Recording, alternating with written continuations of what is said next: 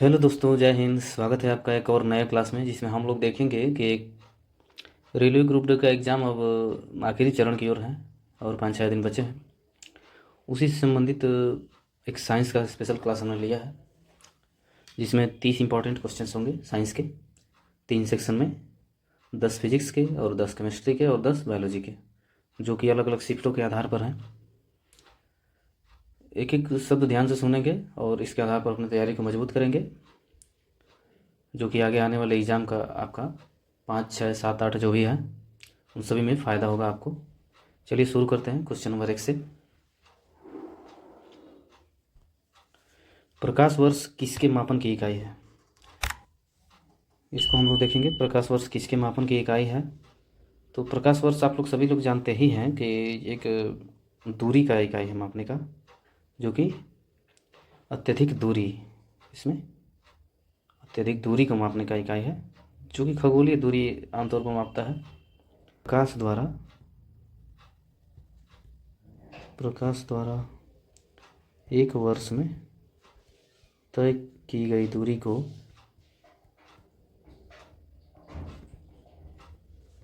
प्रकाश वर्ष कहा जाता है।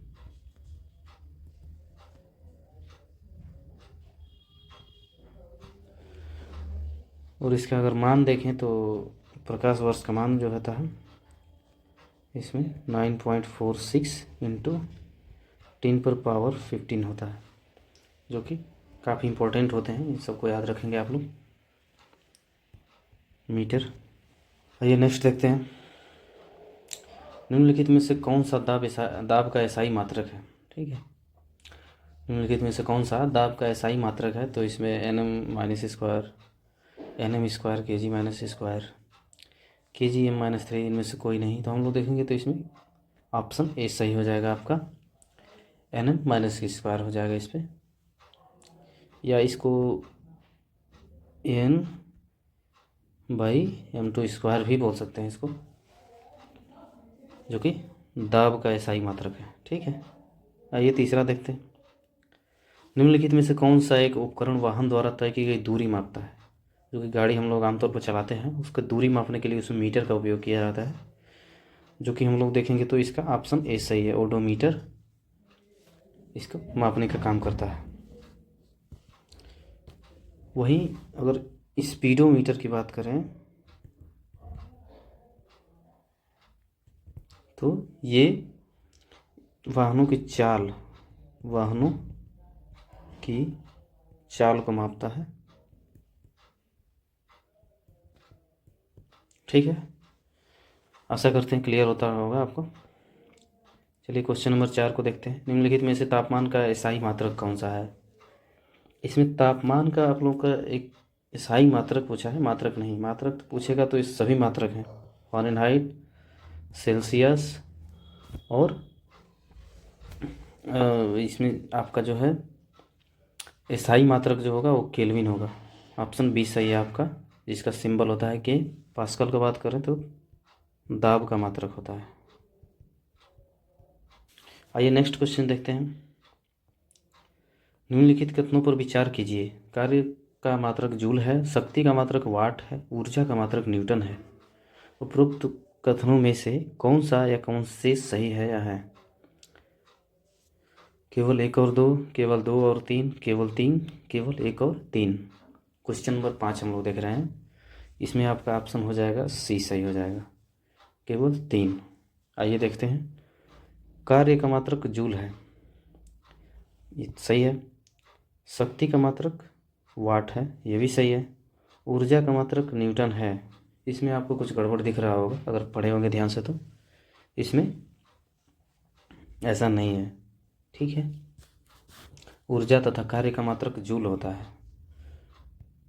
ऊर्जा तथा कार्य का मात्रक जूल होता है। ठीक है, दोनों का मात्रक एक ही होता है। न्यूटन बल का सही मात्रक।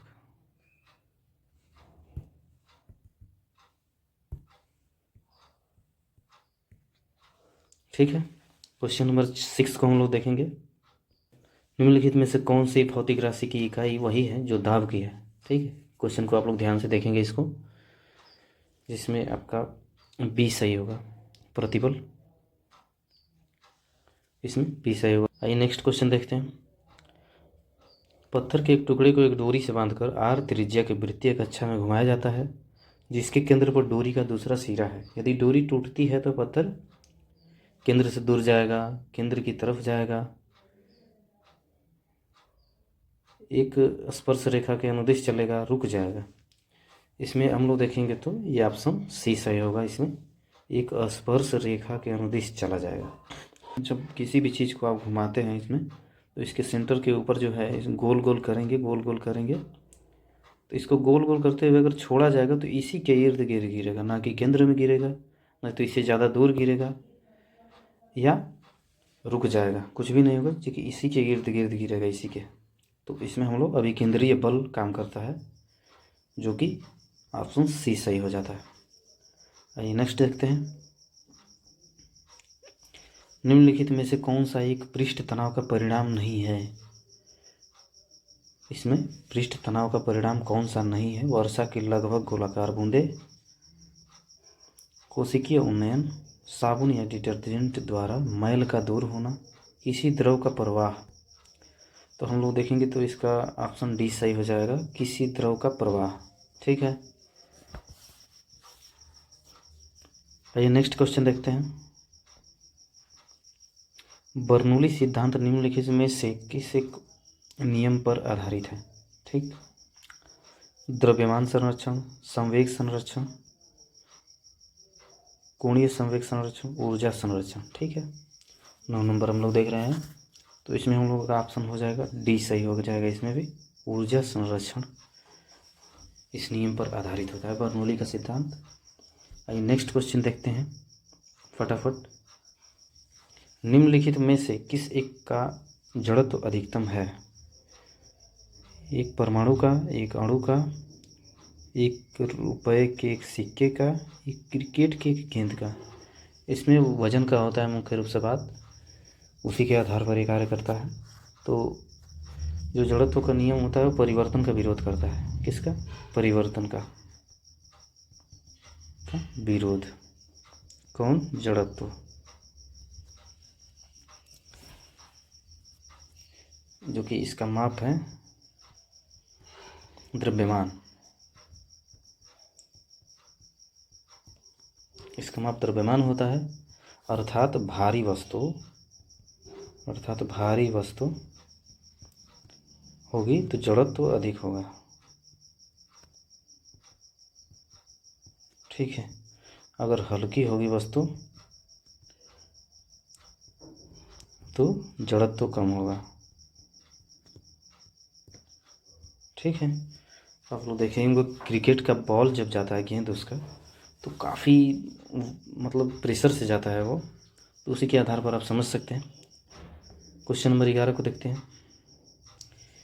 किसी द्रव में अविलेय अति सूक्ष्म कणों को द्रव से अलग करने के लिए निम्नलिखित में से किसका प्रयोग किया जाता है। इसमें क्रिस्टलीकरण, प्रभाजी, अपकेंद्रीयकरण या निस्तारण। ठीक है, तो इसमें हम लोग को देखेंगे तो ऑप्शन सी सही हो जाएगा, अपकेंद्रीयकरण। आप लोग जानते ही होंगे कि ये काफ़ी इम्पोर्टेंट टॉपिक है। इसमें ऐसा होता है क्योंकि द्रव में उपस्थित जो छोटे छोटे कण होते हैं, जिसे छानकर अलग नहीं किया जा सकता है। ठीक है, छोटे छोटे कण जो होते हैं उसे छानकर अलग नहीं किया जा सकता है, उन्हें अपकेंद्रीय विधि द्वारा अलग करते हैं।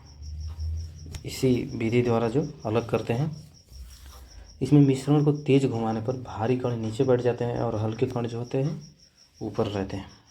ठीक है, मान लीजिए किसी गिलास में लिए हैं, तो जो भारी कण है नीचे बैठ जाएंगे ऐसे गोल गोल घुमाने पर, और जो हल्का होंगे वो ऊपर हो जाएंगे। तो ये अपकेंद्रीय बल का प्रभाव है जो कि इसको करने पर होता है। इस विधि का प्रयोग सामान्यतः रक्त, मूत्र की जांच,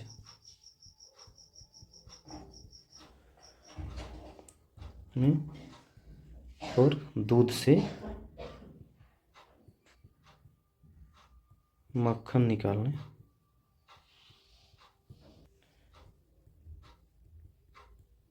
वॉशिंग मशीन से कपड़े सुखाने में। ठीक है, इन सब में अब केंद्रीय बल कार्य करता है। आइए हम लोग नेक्स्ट देखते हैं क्वेश्चन नंबर 12। किसी परमाणु का सर्वाधिक द्रव्यमान किस में होता है? किसी परमाणु का सर्वाधिक द्रव्यमान किस में होता है? इलेक्ट्रॉन, आवेश, नाभिक, इलेक्ट्रॉन, अभ्र।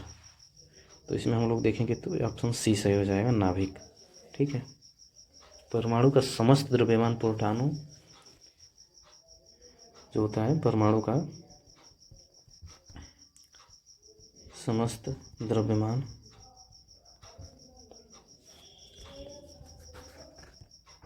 प्रोटॉनों व न्यूट्रॉनों के योग होते हैं। ठीक है, और ये दोनों कण परमाणु के नाभिक में पाए जाते हैं। ठीक है, ये जो दोनों कण हैं परमाणु के नाभिक में पाए जाते हैं। ठीक, इसीलिए किसी परमाणु का सर्वाधिक द्रव्यमान किस में होता है? तो ये नाभिक में होता है। आशा करते हैं समझ में आ रहा होगा। क्वेश्चन नंबर 13 को देखते हैं।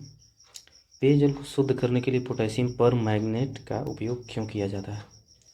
पीने के पानी को शुद्ध करने के लिए इसका उपयोग क्यों किया जाता है? इससे रोगाणु मर जाते हैं, यह अशुद्धताओं को घोल लेता है, यह अपचायक होता है, यह एक ऑक्सीकारक होता है। तो इसमें हम लोग देखेंगे तो ऑक्सीकारक वाला सही हो जाएगा। यह एक ऑक्सीकारक होता है। कौन? Potassium permanganate.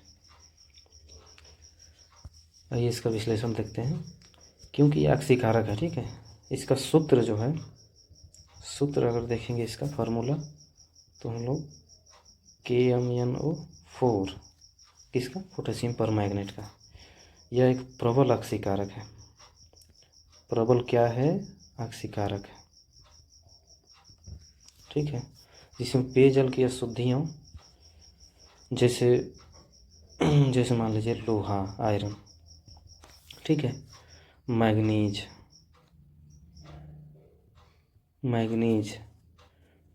एक होता है ट्राई हैलो मेथेन इत्यादि को ऑक्सीकृत करके दूर किया जा सकता है इससे। ठीक है, ऑक्सीकृत करके दूर किया जाता है। तो यह एक ऑक्सीकारक है। कौन? Potassium permanganate. क्वेश्चन नंबर 14 को देखते हैं। निम्नलिखित में से कौन भौतिक प्रक्रिया नहीं है? ठीक है, क्रिस्टलीकरण, ऊर्ध्वपातन, जल में शर्करा का विघटन, फलों का पकना। ठीक, क्वेश्चन नंबर 14, इसमें हम लोग देखेंगे तो फलों का पकना, इसमें गलत हो गया है एक। फलों का पकना जो है भौतिक प्रक्रिया नहीं है, यह एक रासायनिक प्रक्रिया है। क्या है? रासायनिक प्रक्रिया। नंबर 15 को देखते हैं। निम्नलिखित में से कौन सा रासायनिक परिवर्तन नहीं है? इसमें कौन सा रासायनिक परिवर्तन नहीं है? आप तो जानते ही हैं, ये भी है रासायनिक परिवर्तन। वायु का द्रवीकरण, लोहे में जंग लगना, ये भी है। दूध का दही बनना, ये भी रासायनिक परिवर्तन है। तो बचता है बी, तो ये आपका ऑप्शन सही हो जाएगा, वायु का द्रवीकरण, जो कि रासायनिक परिवर्तन नहीं है। ठीक है, जो हवा से द्रव बनता है, रासायनिक परिवर्तन नहीं हो। क्वेश्चन नंबर 16 को देखते हैं। टमाटर की चटनी और फलों के रस जैसे खाद्य पदार्थों में परिरक्षक के रूप में प्रयुक्त होने वाला यौगिक क्या है? हम लोग का ऑप्शन हो जाएगा बी सही, सोडियम बेंजोएट। इसका अगर सूत्र देखें तो ये भी देख लीजिए, C6H5COONA होता है। ठीक है, इसको ध्यान देने वाली बात है। इसका प्रयोग अगर देखेंगे तो प्रयोग किसका प्रयोग ध्यान रखेंगे? सोडियम बेंजोएट का प्रयोग जो होता है चिकित्सा में भी किया जाता है। ठीक, रक्त में अमोनिया के स्तर को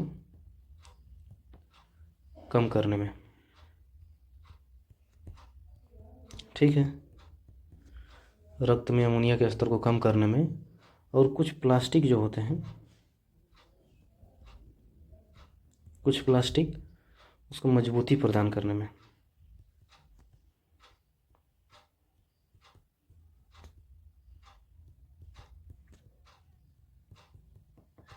ठीक है।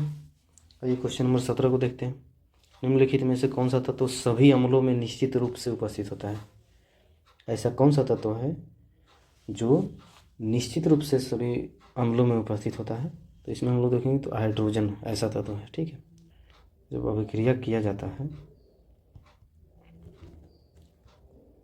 अम्लों का क्रिया में, हाइड्रोजन गैस उत्पन्न होता है, ठीक है। तो सभी अम्लों में निश्चित रूप से हाइड्रोजन उपस्थित होता है, जो कि ऑप्शन ए सही है। क्वेश्चन नंबर 18 देखेंगे। यदि मधुमक्खी आपको डंक मार दे तो निम्नलिखित में से कौन सा सर्वोत्तम औषधि होगी? ठीक है, एंटीबायोटिक लेंगे, अम्लीय सिरका लेंगे, देवदार की ताज़ी सुइयां लेंगे, या बेकिंग सोडा लगाएंगे। तो इसमें आप लोग सभी जानते ही होंगे कि बेकिंग सोडा ये मधुमक्खी का डंक हो या चींटी हो, दोनों के काटने पर काम करता है। विष में जो होता है फार्मिक एसिड होता है,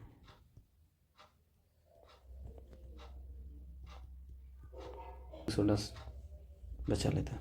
बॉक्साइट अयस्क है, तो ये हम लोगों को देखेंगे तो ऑप्शन बी सही हो जाएगा, एल्यूमिनियम का अयस्क है, जो कि खनन करने पर इसी के माध्यम से एल्यूमिनियम को स्रोत माना जाता है बॉक्साइट का। क्वेश्चन नंबर 20 को देखेंगे।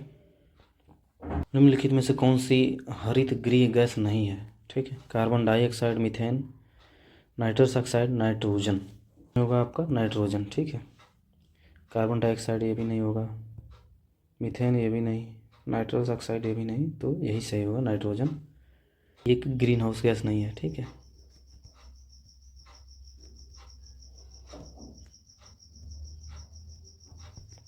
ग्रीन हाउस गैस नहीं है, बाकी सब ग्रीन हाउस है, ठीक।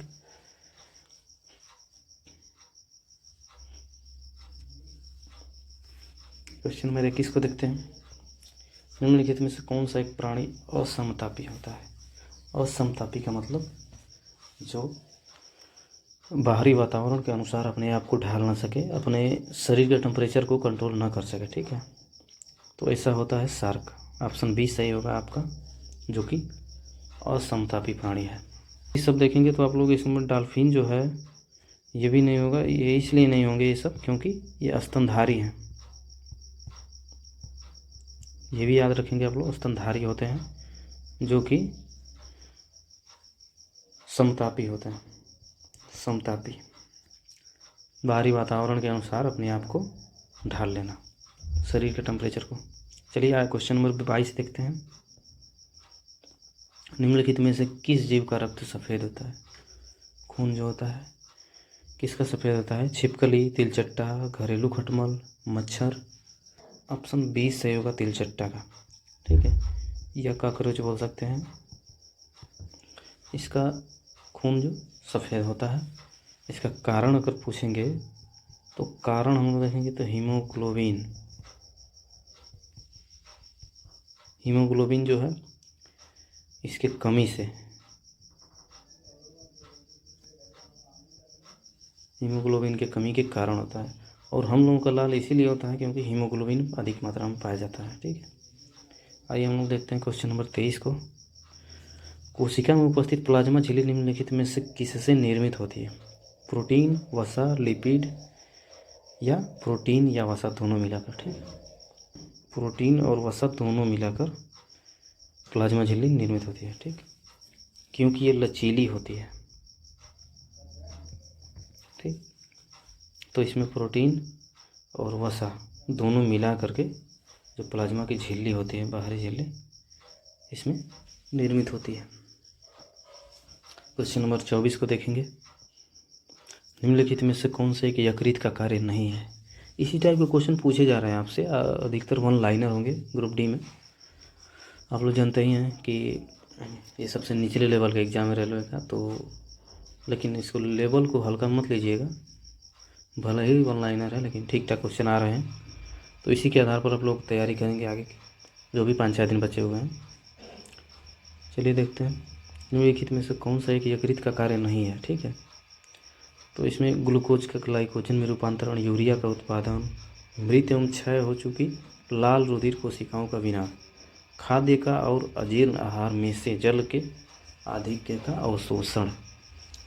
तो इसमें नहीं है, कार्य नहीं पूछा गया। ठीक है, तो इसमें डी सही हो जाएगा आपका, क्योंकि जल का आधिक्य का अवशोषण, जो अधिक जल होता है उसका अवशोषण किसका काम नहीं है, यकृत का। ठीक है, यकृत का कार्य है, एक दो बता दे रहे हैं, एंजाइमों का स्रावण। ठीक है, और कार्बनिक पदार्थों का संग्रहण।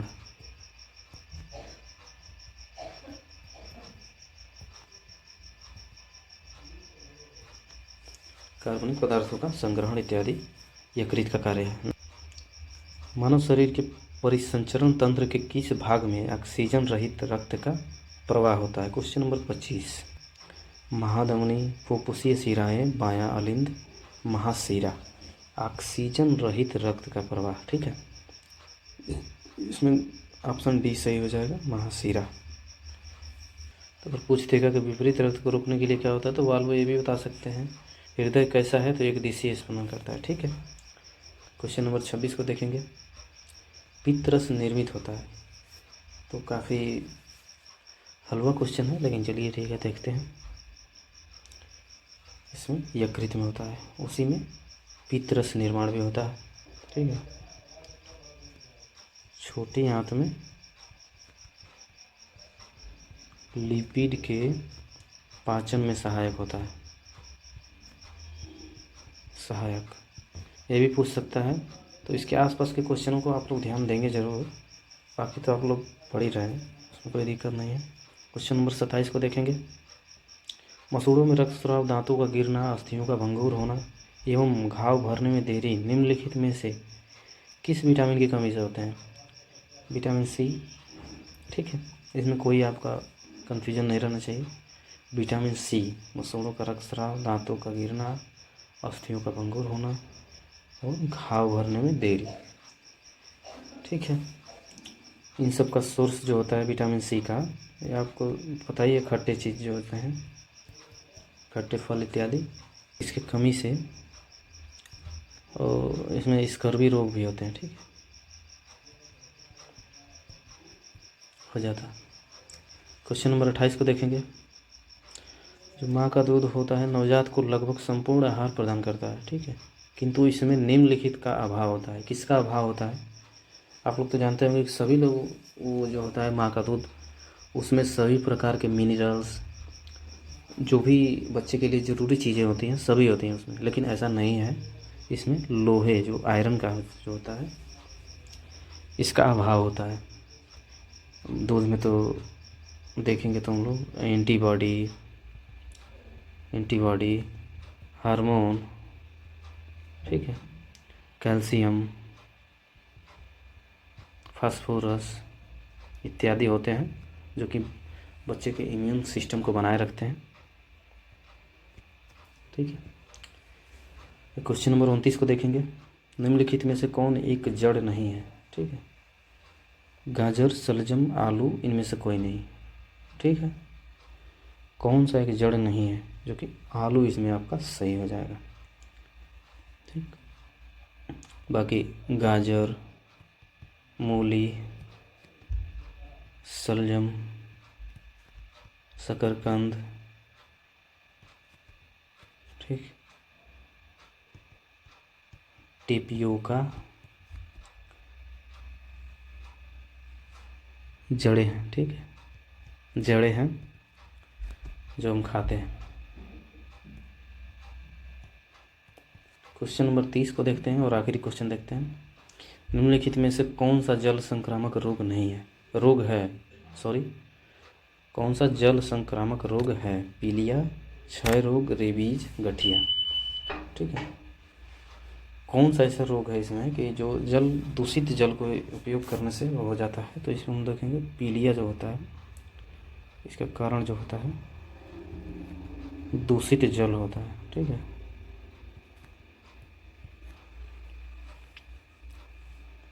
जिसमें पूरा शरीर पीला हो जाता है और काफ़ी कमज़ोर हो जाता है।